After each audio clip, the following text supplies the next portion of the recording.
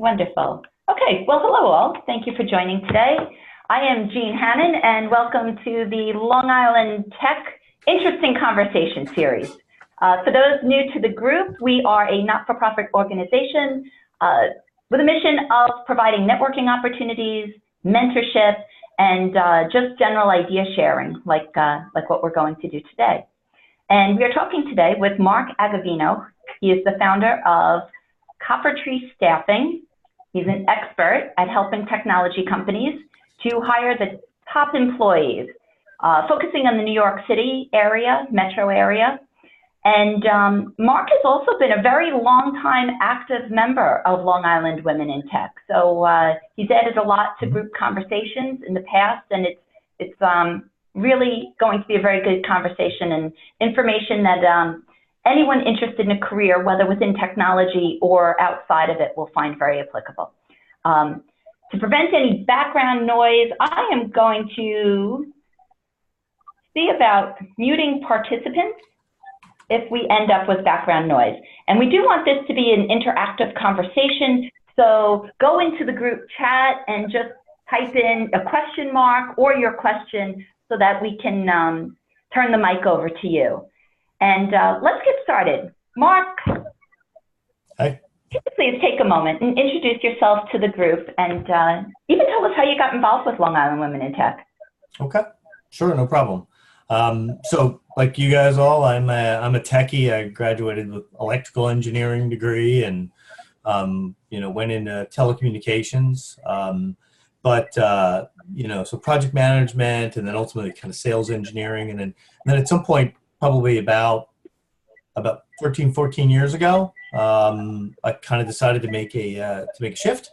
I got into recruiting, worked for somebody else for a little while, and then 9 years ago I founded Coppertree Staffing.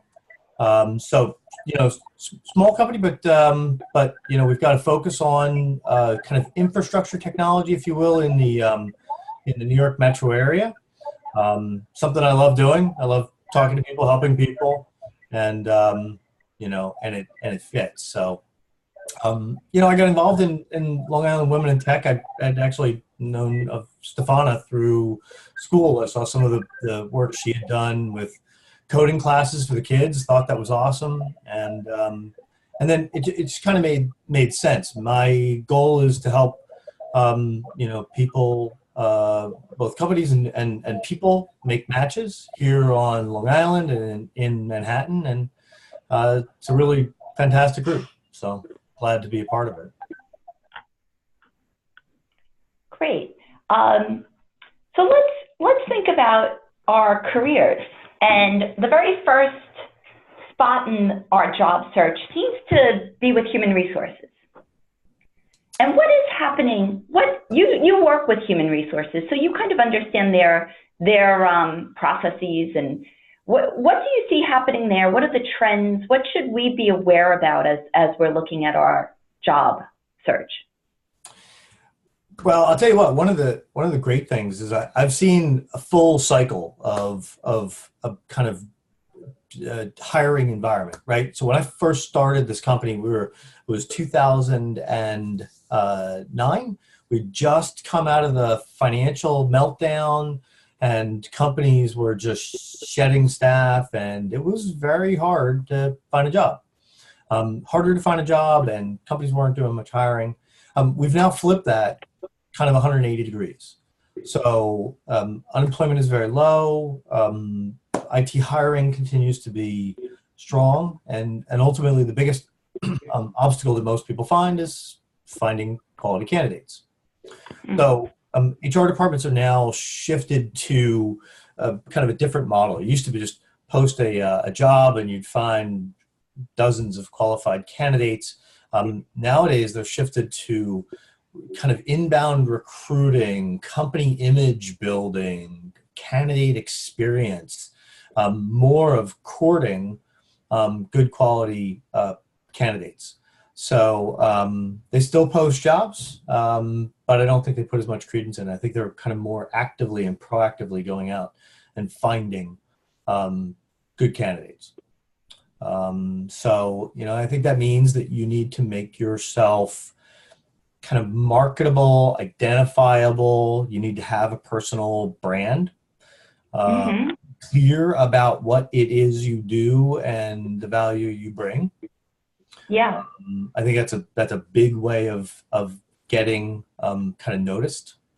And I want to pause for a minute because I think you said something very important there, that a trend in human resources, it sounds like for external candidates, the search is much more targeted for an individual than it was in the past. But you talked about internal candidate recruiting. So is there more emphasis? So we should be thinking about career planning, not just to move to a new company, but even our career progression within a company that somebody might already be working at. Sure. Sure. Sometimes your best career move is within an organization. You already have contacts. You already have, you already have a brand, an image, and trying to find career growth within. It may not be. Most people think of career growth within their current company as taking their boss's job, but if you've got a large enough company, that doesn't always work, right? But it may be another division. It may be, it may be a different kind of role that dovetails with what you're doing, and Yeah. career move. And can you describe for the group the other part that you mentioned about employee? Did you mention about employee experience, or was it really they're interested in the recruiting experience? You said that So, word experience, and there's two words that I'm hearing all the time right now, and I want to get your viewpoint on them. The first is that experience, and then the second is to delve into the brand. right. So what I mean by candidate experience is they're trying to be much better at guiding somebody through the process, making sure that they have positive experiences. Sometimes positive experiences months in advance of hiring for an actual job. They want people to view the company favorably, and everything from from initial contact, answering questions quickly,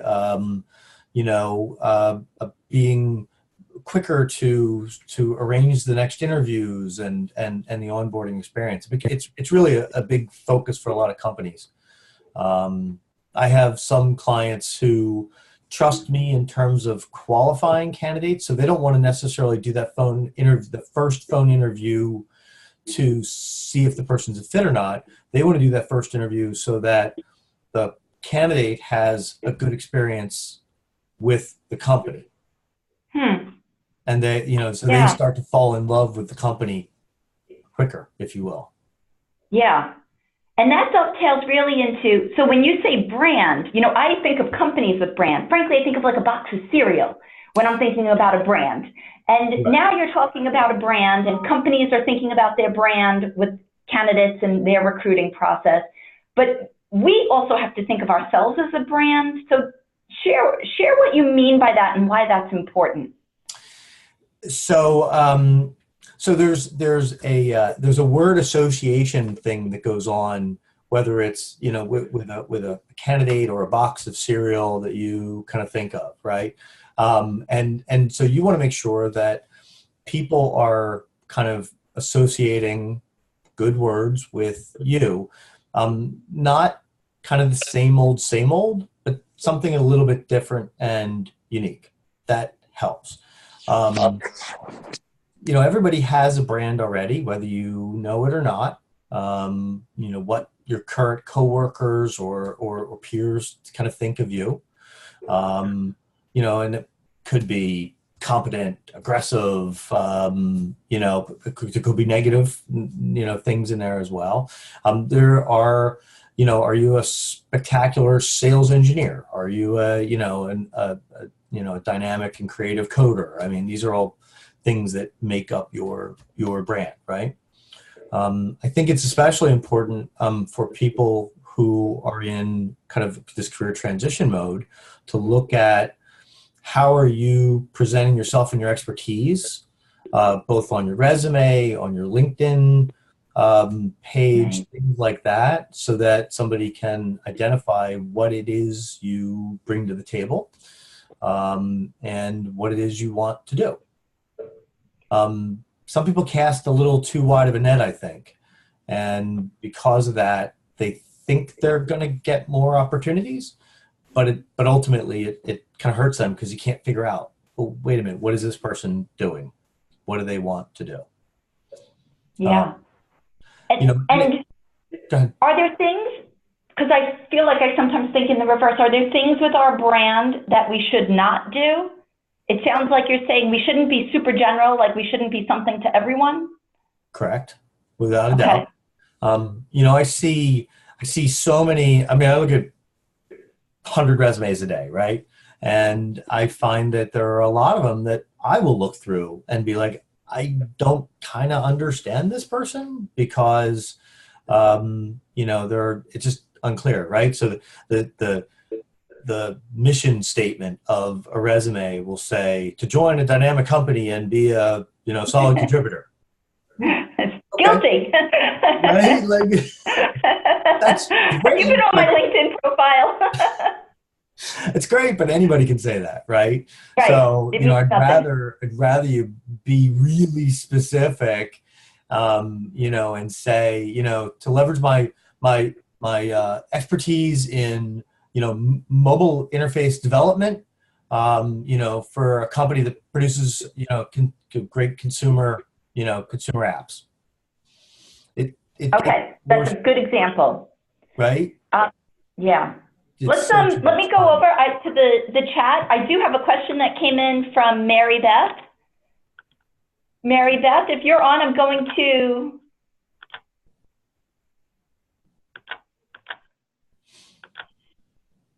Hey, Mary Beth, are you on? Hi, I am here. Hi. Great. Would you like to ask Mark your question? Hi, Mark. How are you? Good. So my question is, I'm going back into the field. I have been out a while because I was raising my family, and I went to a tech school to get some updated experience. So I just wondered if you had any advice or recommendations for someone in my place. Yeah, so good question. And there's a lot of relevance there. I was just reading recently about it, and I've seen this enough times. You know, they talk about hiring biases against, you know, ageism, right? So if you're over 50, you're going to have a harder time. There's also a bias against people that are unemployed and with a gap in experience. And there's a definite tendency for hiring managers to kind of pass over and say, well, your experience isn't as up to date, or you know, or in the case of somebody who maybe been laid off 6 months ago, you know, why hasn't somebody else hired them yet? My experience has been that the best way to combat that is show through either recent education or the wording and the verbiage in your resume and your online profile that your experience is up to date, that at least you've got knowledge that's relevant right now, and you may want to try to focus on some of the kind of intangibles or soft skills that companies are requiring and kind of yearning for a lot today. Things like creativity, things like persuasion, things like collaboration, you know, adaptability, time management. These are things that people kind of leave off of a resume, or, you know, it's hard to bullet point those necessarily, but you know, showing projects where you've used creativity in the past, you know, before you took the time off, as well as some relevant skills is usually your best bet, at least in terms of your kind of resume and your profile. The second part about it is, you know, I'd love to say that most people get jobs through recruiters. I know that they don't. Most people get jobs through somebody that they know. And so networking and being involved in Long Island Women in Tech or ListNet or AITP or any of these other professional organizations, attending regularly and meeting and greeting people is a huge plus for overcoming that. Let them know who you are, not just what your piece of paper says. Okay, great. Thank you. Sure. Yeah, that is a great question. And does anybody else out there have another question for Mark? I do. Yeah. Hey, it's Stefana. So Mark, my question is kind of dovetailing to Mary Beth's question. I don't have that gap in my career, but I do mentor a lot of people in this area, and they always ask me what to do. And being that I haven't had the experience, I don't often know the answer. So thank you for providing some of that insight. The thing that I've always recommended them to do is make sure that they itemize out some of the volunteer activities that they've done, things that kept them relevant while they were taking off. Is this, I have a question about that. Is that relevant, or do you as a recruiter, or do recruiters look at that and go, that's not real work, so they're just trying to fill their resume? Do you guys see that? Because I know that as a hiring manager, I notice it, but I also value that they've done something, right? So I have a challenge with that one, and that's where I wanted to ask what your thoughts were. I think it depends on what it is. I think if you've done volunteer work where you've been in a leadership role, run events or run fundraising or, things like that show those organizational skills and time management skills. Absolutely. But don't just put, volunteer with the Red Cross, but put projects, things that you've done, that are relevant. That's what I would say. They definitely don't carry as much weight because it's not an employer, but you can make them relevant. Again, those soft skills that, so it doesn't all have to be about which programming languages because there are a lot of people, offshore people, and they all have skills too, but those soft skills are big. Yeah. The other thing I would add, besides saying, Mary Beth, congratulations, you just finished tech school, which takes a lot of initiative, especially, I have 4 kids, so I'm like, just getting out the door takes a lot of initiative. So congratulations on that. And joining a group like this is a step in the right direction. A personal goal for myself, so I'll share this in case it resonates with you, is to actually start writing more content to kind of, so, we talk about expertise. We talk about, I don't even know, how would you show that you have expertise? It's maybe you read a book and then you put your own spin on it and you publish it on LinkedIn so that you start to create some LinkedIn articles, or maybe you have your own website. So there's just something there that shows your voice. What do you think about that, Mark? Does that weigh in? I mean, you're looking at 200 resumes a day. That's a lot.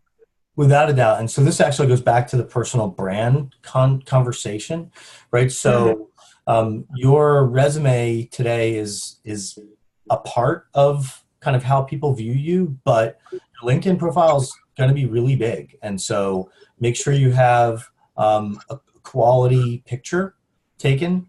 Don't take a selfie in the car. It's not perfect. I see so many people who have kind of picture or no picture at all. Have a good picture, professional. My picture that Jean shared, I have a friend of mine who's a very good photographer. I had him go outside and we took a bunch of photographs, and and so that's what I use for my professional headshots. So you don't have to pay money for it. You just have to think about it, right? But the other content that's in your social profile includes things like, articles you share on your LinkedIn, in your LinkedIn feed, things that you may, and so it doesn't all have to be original content, but you could write up an opinion on something. You could share something that's relevant and add your comments. It all adds to this, the story that you want to tell. Great. Kathleen Paulson, you have a question or comment? Yes, good morning. Can you hear me? Yep. Yes. Okay, great. And I've just noticed, I just uploaded a picture for Zoom, which is my selfie in the car, which I am going to take down as soon as the call. But my question is, so I was a stay-at-home mom for 12 years and previously had a career in social work. I went back to Farmingdale College and got a second Bachelor's of Science, which I graduated in May, in computer programming information systems.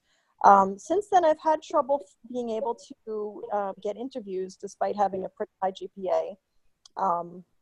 And so I'm considering doing a boot camp in New York City for about 3 months to see if that will help me get, more specialized skill set, but also better connections. Mark, I'm wondering if you have experience with people having graduated from the boot camps, and if so, what's your take on it?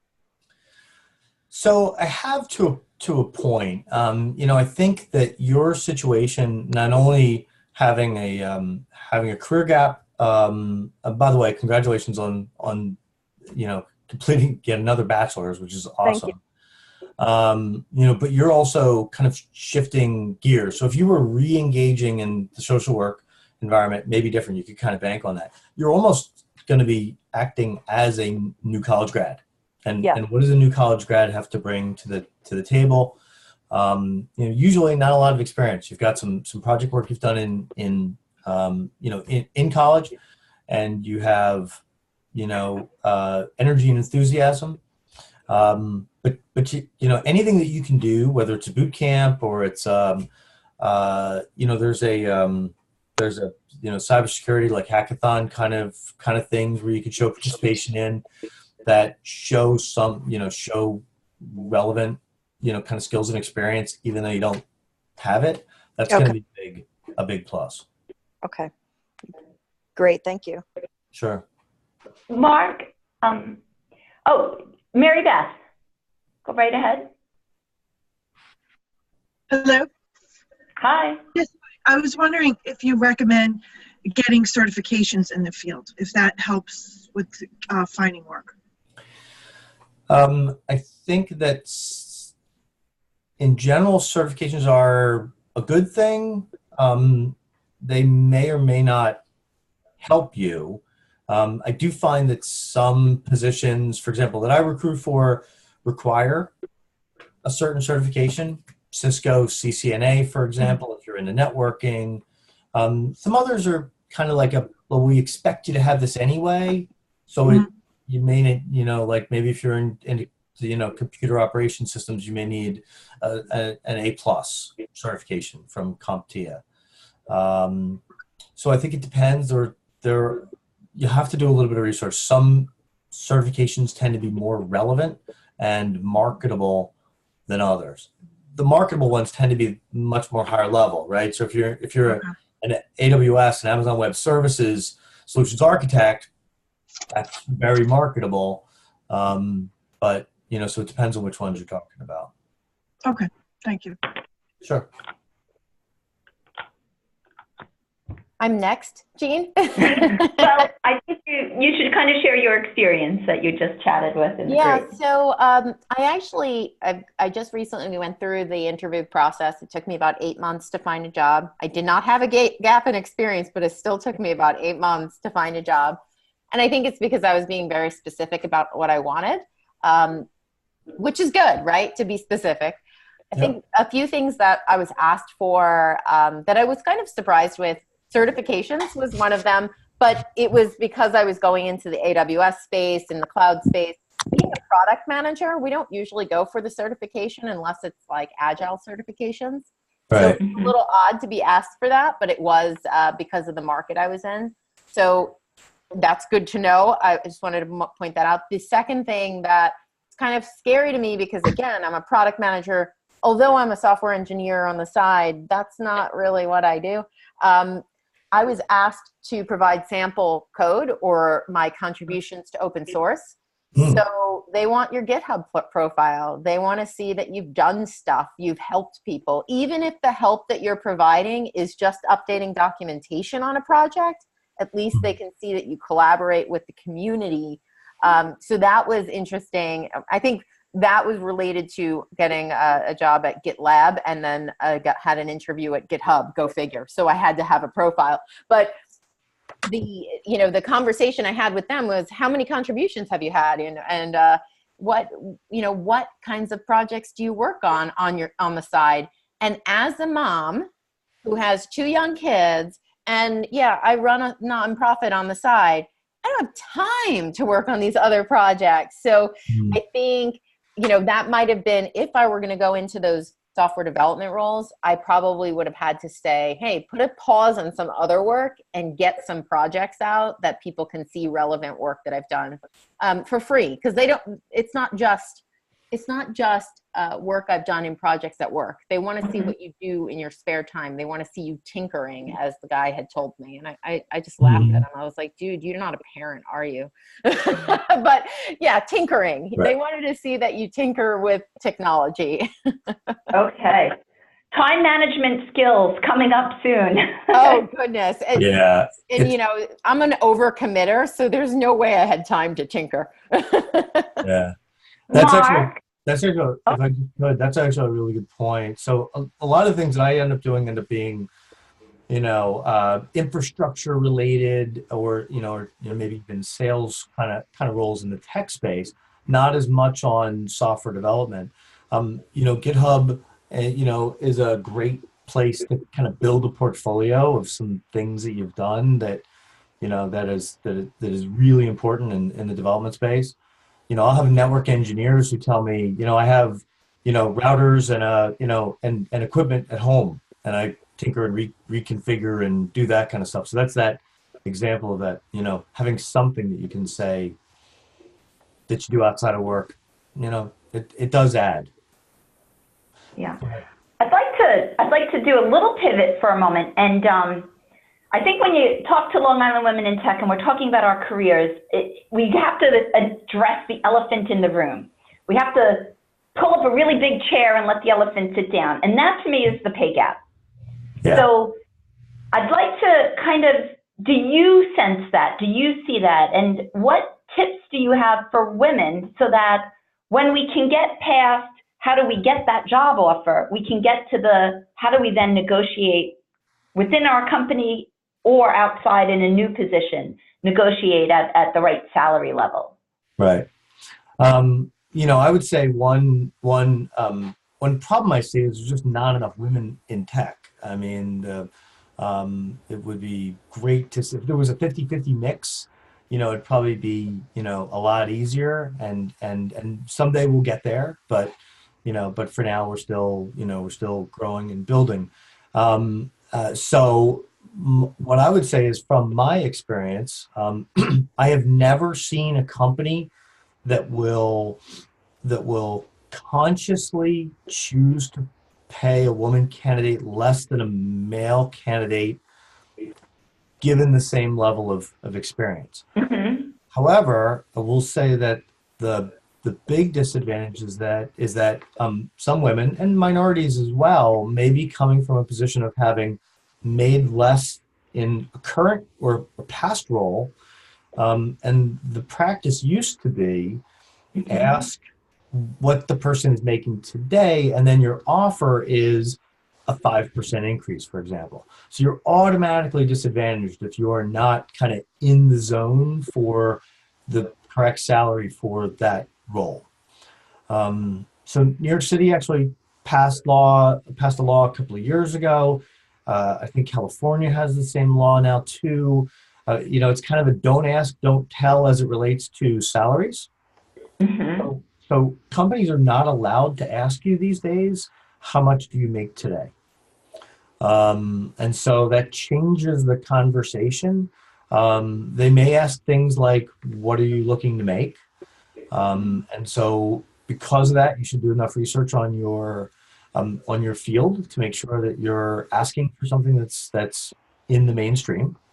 Make sure that's fairly well known up front. They may also may just kind of say, well, the job pays, say, between $60,000 and $75,000. Don't automatically assume you have to take the lower end of that. Ask for more than you think you may get. Allow for negotiation and stuff like that. But don't short sell yourself. I mean, that's an important part. Kind of know the market. Yeah. How do we get to know the market? I know Glassdoor is one place where you can find salary ranges. Yeah. But are there? Glassdoor has like that? Like other? Dice has some salary surveys that you can look at as well. You can talk to a recruiter because, frankly, we know, at least if if you've got a recruiter in the space you're in, we know what positions are paying. But a recruiter, you're hired by the company, right? So you don't, if it's a specific opportunity, you don't share additional information, right? So it depends. I personally play the long game, right? I look at ways to build relationships with people, and I'm willing to help if I'm not working on a job for you necessarily, right? Because I know that I've been in this for a long time. I work with people that I first met 8 years ago, and so for me, I'm happy to help. As a recruiter, how we work is the company who's hiring for a position is the one that pays us, not the candidates. So so it's our job to get them the best fit and the best match. But since we deal with different companies and projects all the time, there may be an opportunity. So I'd say, first of all, reach out to me. If I have an expertise in your area, I'd be glad to, give you, advice on what I know in terms of what salary ranges are for your position. So I'm another resource. How about that? There you go. That's very helpful. Long Island Women in Tech, because I love you guys. So I guess we talked about salary. What about other areas of fit we should consider? Now, this might be a little outside of the recruiting role that you do, but how during the interview, what are the questions we should ask to understand if it's the right fit in terms of, maybe it's easy to understand if the job itself technically is a good fit, but how would we know if organizationally, culturally, we're getting into the right fit? So to me, this is actually a major part of making a good match. And so I coach all the candidates I work with on how to ask good questions, because I think the questions you ask in an interview not only show you as a better candidate, but it's going to give you insight into the company. So you want to ask about, who was in this role prior to me, if you're a replacement. Tell me about their background and experience. You want to talk about the manager, tell me how you got into this company or this business, or what is your favorite thing about this organization? And you'll get info about what they value. And that's important. You need to know that what they value is, what you value. I like the articles that you share on LinkedIn, and one recently did touch on this. And it was even talking about a warning sign was if everybody is brand new. Yeah. So just, I guess, to look for. My first question is always, how much vacation time is there? Yeah, that's not the question. I'm very strategic like that. I usually tell people, don't ask the benefits questions, until you're like in the third interview. Don't ask. We'll get to those things. But you need to ask, what are your expectations? I can't tell you how many times. Now, sometimes the process is misleading. I talk to people all the time. They say, well, I went in there, we talked all about this, and this, and then when I joined, it was a totally different job. It may happen. I think that it's more important, at least that you're doing the groundwork correctly. So, ask about what they value. That's the most important thing. And what do they expect from you? What do you expect me to do in the first 90 days? What do you expect? Oh. Where do you expect me, if I were to stay with you, I'm assuming I'm going to stay with you for a long time. Where could I be in 2 to 3 years? And see what they say. Yeah, I think it's really important to go into any kind of conversation like that armed with really thoughtful questions. Yeah. And are there any questions any questions that you recommend we don't ask? I did kind of jokingly say about the vacation, half jokingly say about the vacation, but is there anything really like we shouldn't ask? I'll give it an interesting example. I don't think this is terribly relevant, but early on in my recruiting career, I remember having a very easy placement. I had a guy who was recently out of work. I had a perfect match for him. I had him go in there. He hit it off perfectly with the hiring manager, and they made him an offer like the next day. And I thought, great, done deal. For some reason, yeah, I think it was just too easy. And he turned around and said, "Oh, well, maybe I can get more." And so he turned around and said, "Hey, I've got a couple questions for the hiring manager." Okay, fine, put them together. He goes, "So how soon would I have to come in? Because, or how early would I have to come in the mornings? Because, being out of work for the last few weeks, I kind of like having breakfast with my kids, and I'd really like to start at about 9:30. Is that okay with you?" And that was the wrong question to ask. Yeah. Because the hiring manager turned around and said, "Look, this guy's not committed. I don't think we want to hire him," and they pulled back the job offer. Yeah, so, that's right. You really do have to prove yourself and earn that flexibility. Because I don't think it's unreasonable to have some autonomy around your schedule, and that's probably why I've been self-employed for the last 15 years.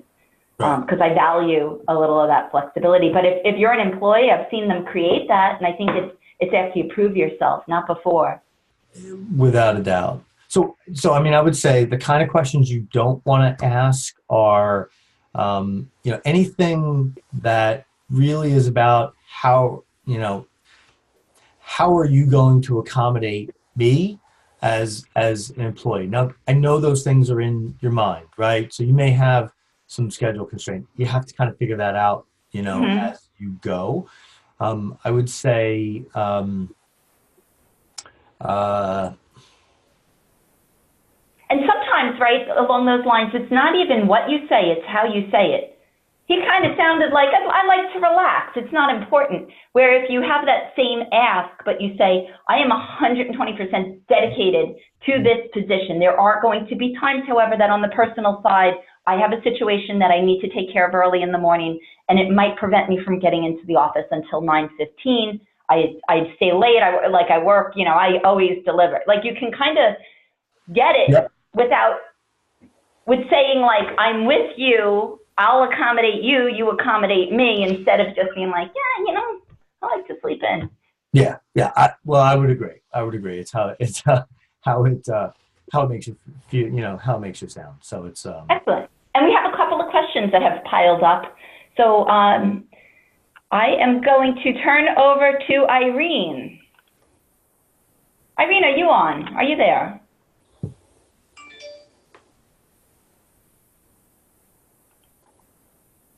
Okay, we're going to pause on Irene because Stefana also has a question.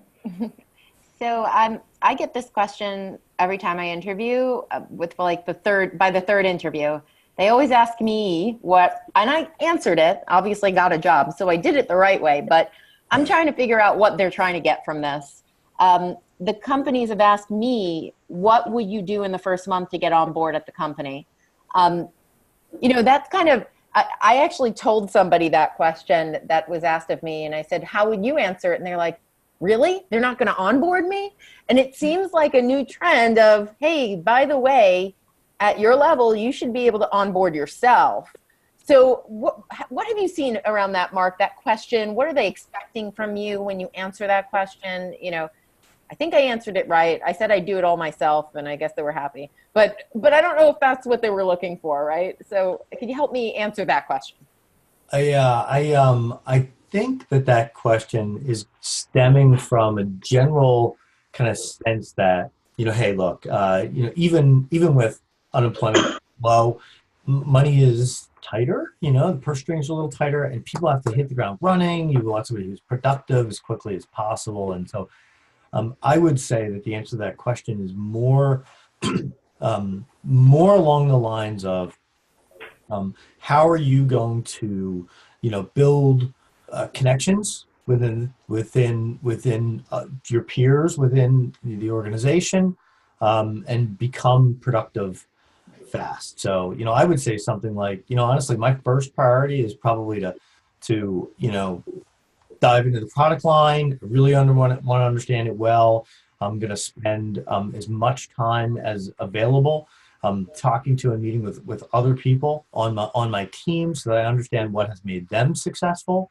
so that I can mirror that good behavior or those activities that have made that successful, and and then I hope that sets me up for success. And then planning with my supervisor. I need to know what they expect of me. Where do you want me to be after 90 days? And I will work to make that happen. Yeah, that's a really good way of answering it, Mark. Thank you. And I think I kind of touched upon two of those things. So I think I did part of that, hence I got the job. But I wanted people to be prepared for that question because it was something I expected. I would add to that, Stefana, like, I would recommend any candidate talk about their interest in even meeting with or spending time very cross-departmentally, because to do your job, whether it's in product, you do need to know 360 degrees of the company, and to request time at the contact center, the customer care, because I think it's so valuable to spend that time in customer service, to experience the click-to-chat questions or answer the phones. Like, I think it'd be a real unique value proposition if you go into an interview saying, like, I want frontline knowledge. Yeah. All right, cool. Irene, I believe you've fixed your audio. Are you on? Yes. Are you able to hear me now? We can. Okay, great. So I had a question about resumes, actually. I had one of these free resume evaluations done recently, and part of it said that most companies, probably 90% of companies, use something called an applicant tracking system, which I had no idea actually looks at your resume and creates a summary of you and your background. And they, as part of this evaluation, they ran my resume through this applicant tracking system, and the summary came out like complete garbage. I mean, it really didn't make much sense, much less reflect my background. Yeah. And so I've been thinking about working with a resume writing service, but I don't necessarily want to work with just any of the ones out there that are just really good at advertising. I want to work with a resume writing service that specializes in people in technology, particularly who work on the business side. So I was wondering if you have any recommendations for great resume writers. I don't, mainly because all the ones that I've seen, I consider to be, Yeah. I've never found one that I go, wow, they nailed it. I think it's important to find somebody who kind of understands tech. I think if you go, there's, I'm trying to think, there are a lot of times people get laid off and they get put with like an outplacement kind of service, and they rewrite the resume, and they're good for kind of general business roles, but for tech roles, they're just not very good. Applicant tracking. Anybody out there? Does anybody else know? Yeah. So one of my ex-colleagues, Doug Wald, did a full training and certification on how to write resumes, and now he works for a recruiting company. So I don't want to market his company here because we have Mark on, but he does write resumes on the side, and he did mine. So I was really impressed with what he produced. I can definitely introduce you to him. If he does that on the side, could we share his contact information? Yeah, so in the recap? let me find his information. I'll do that right now. Thank you very much. And if you don't mind, just one other thing, since you brought up getting laid off, I'm just curious as to how an applicant should speak to being laid off. It is a fact of life in today's market. There are a lot of companies that are growing through acquisitions that always, ends up in redundancies, or companies that just struggling with their with revenues, and they've had to cut back. So I deal with a lot of people who've been laid off, and typically you be very upfront about the fact you're laid off. Don't try to fake it and say that, I'm still working at that company. The resumes, a lot of people will say, to present, and then I'll call them and be like, well, actually, I left there 6 months ago. all right, I get it. You don't want to look like you're unemployed, but then it feels like, why weren't you just up front with me? Um, but when asked about it, just be straightforward. Hopefully it was it was part of the large layoff. There were costs. That you know why you were laid off, and then just show what you've been doing since. Okay, thank you. Great, wonderful. Well, Mark, is there anything else that you would like to cover? You can ask yourself a question if you would like. What is the question we didn't ask? What is the question we didn't ask? We've covered a lot of stuff. The only thing I might add to kind of interviewing, concepts. Your resume and your social profile kind of gets you in the door. It establishes a base level of knowledge. But ultimately, people hire people. They hire people they like. This is this is to me 101. The people with more confidence, people with better communication skills, people with interpersonal skills, being able to talk to people, you appear more desirable, and it helps you get the job. It's simple as that. So I understand some people get nervous when they interview. Imagine you're talking to a friend. Don't try to somehow kind of wash away the pressure of this, even though if you really want the job. Talk to somebody one-on-one, and those personal connections will, help you much better be that candidate. You'd much rather be in the situation where you've got multiple offers to discuss it at one time, and so you want to be an attractive candidate, and it helps. It really does. Wonderful. And Mark, that's kind of a nice, I think, closing point from there. People hire people they like. Once you've proven those competencies and got in the front door. And the group that's on and the rest of the Long Island Women in Tech Network, how would you like them to connect with you? When would you like them to connect with you? I mean, I'm happy to be on LinkedIn with you because I really like the articles that you post. So I feel like people shouldn't reach out only when they're looking for a job. No, that's great. I've got a big network on LinkedIn, so you can certainly reach out to me, find me on LinkedIn, connect with me, follow me. If you do, then the articles that I post and the original blog posts that I write will show up in your feed. You can follow the company page. That's on LinkedIn. There's a Coppertree staffing page. We post jobs on there that are new ones that are available. You'd see them as well.